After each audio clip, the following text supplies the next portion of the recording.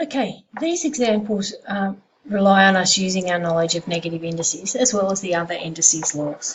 So worked example 14a, we've got x to the power of 3 times the x to the power of negative 8. Index law 1 says if the bases are the same and it's a multiplication, we add the indices. If I add those, I get x to the negative 5. It wants me to write the answers with positive indices. Remember, if it's a negative indice on the top, put 1 on the top and on the bottom, move it, and it becomes a positive indice. B. What I do is I look at my coefficients. So I've got a 3. Sorry, it's not drawing. I've got a 3 and a 5. So I'm going to look at my coefficients, then I'm going to look at my x's, and then I'm going to look at my y's. So looking at my coefficients, 3 times 5 is 15. Looking at my x's, it's x to the negative 2. I add 1 because the exponent there is 1. Remember, if there's nothing there, it's a 1. With my y's, it's y to the negative 3, and I add negative 4. Remember, index law 1, if the bases are the same and it's a multiplication, you add the indices. So this gives me 15, x to the negative 1, y to the negative 7. Writing that with positive indices.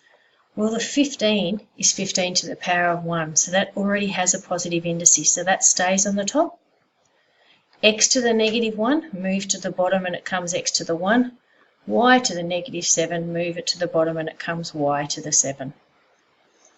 Okay, worked example 15, let's look at A. We need to use index law 2. Index law 2 says if it's a division and the bases are the same, we subtract the indices. So we have 2, t to the power of 2, subtract negative 5. That gives us t to the power of 7. It's already got a positive indice, so we leave it there.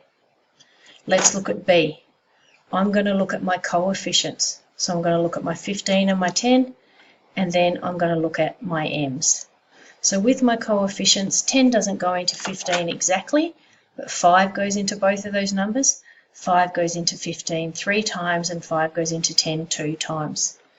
With my m's, it's a division. Index law 2 says if it's a division, I subtract my indices. So it's m to the negative 5, and I have to subtract negative 2.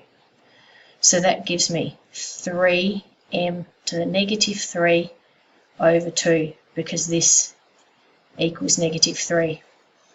I need to write my answer with positive indices. I leave my 3 on the top, I leave my 2 on the bottom. The m to the negative 3, I move to the bottom and change it to m to the positive 3. So this second video in negative index 2 involves the use of other index laws we know, but also now our negative indice rule. If it's got a negative indice on the top, let's move it to the bottom and change it to a positive indice.